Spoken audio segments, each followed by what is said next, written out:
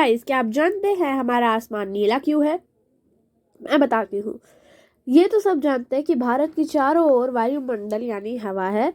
इसमें कई तरह की गैसेस के मॉलिक्यूल और पानी की बूंदें या भाप है।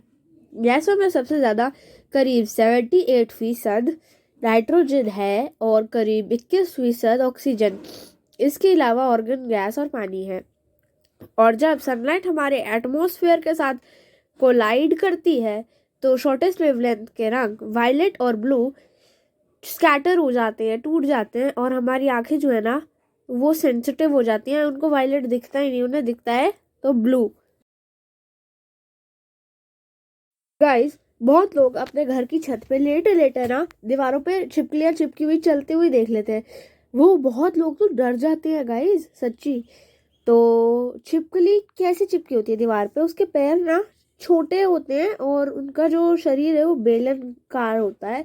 और उनके पैर की बनावट कुछ ऐसे होती है कि छिपकली जो है जब वो दीवार के ऊपर चलती है तो उनके पैरों और दीवार के बीच निर्वात अर्थात शून्य पैदा हो जाता है, जिस कारण उनके पैर दीवार पर चिपक जाते हैं। गाइस, हाँ, मुझे पता है आपके दोस्तों ने आपसे ये सवाल कभी ना कभी जरूर पूछा होगा। बताओ, पहले मुर्गी आई या अंडा? मैं बताती हूँ। पहले जीव विज्ञान के अनुसार जो है जीवों का विकास क्रमिक रूप में हुआ है।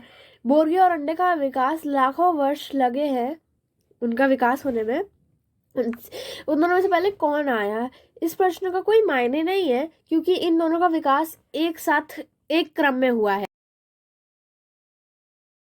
गाइस, क्या आप जानते हैं सिर्फ धरती ही एक ऐसी जगह है जहाँ पे सूर्य ग्रहण हो सकता है? जब पृथ्वी और सूर्य के बीच में चंद्रमा आ जाता है और सूर्य ढक जाता है और पृथ्वी का कुछ हिस्सा से सूर्य नहीं दिखता, और जब सूर्य पूर्ण रूप से या आंशिक रूप से चंद्र द्वारा ढक जाने पर सूर्य नजर नहीं आता तो उसे सूर्य ग्रहण अथवा आंशिक सूर्य ग्रहण कहते हैं।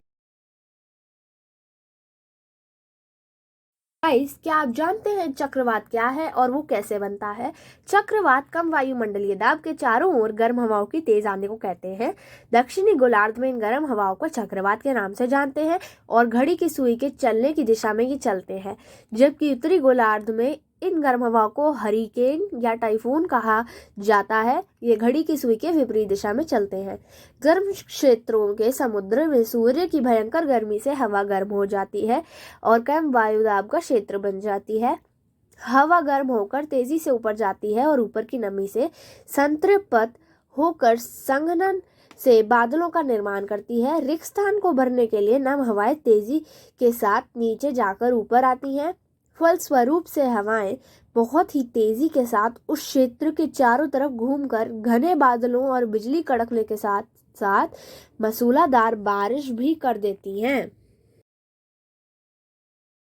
गाइस, क्या आप जानते हैं हमारे दांत सफेद क्यों होते हैं? वैसे जो वैद्य लोग होते हैं ना वो कहते हैं हमारे दांत में थोड़ा पीलापन जरूर होता है।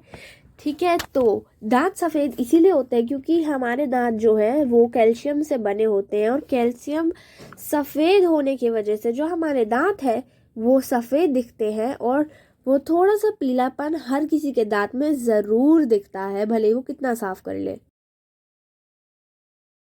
गाइस, आपने गौर दिया होगा जब भी आप कोई सड़े हुए फल के साथ कोई पका हुआ फल रखते हैं तो वो बहुत जल्दी सड़ता है। ऐसा क्यों है ये मैं बताती हूँ। ऐसा इसीलिए है क्योंकि जो सड़े हुए फल होते हैं उनमें से गैस निकलती है जिसको हम एथिलीन के नाम से जानते हैं।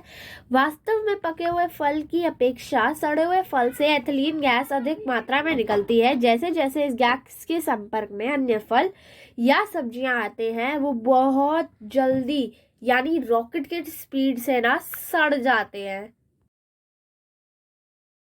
गाइस, क्या आपने कभी सोचा है हमारे शरीर में जो तिल होते हैं वो तिल होते क्यों हैं? मैं बताती हूँ। हमारे शरीर की त्वचा का रंग शरीर में उपस्थित मेलेनिन पदार्थ वाली कोशिकाओं पर निर्भर करता है। गोरी त्वचा में मेलेनिन पदार्थ वाली कोशिकाएं कम होती हैं, जबकि काले या सांवले रंग वाली त्वचाओं में अधिक होती है। कभी कभी ये मेलेनिन वाली कोशिकाएं एक जगह एकत्रित हो जाती हैं, जिससे त्वचा का वह स्थान अधिक ही काला हो जाता है और उसको हम कहते हैं तिल, या फिर अंग्रेजी भाषा में हम उसको मोल भी कहते हैं।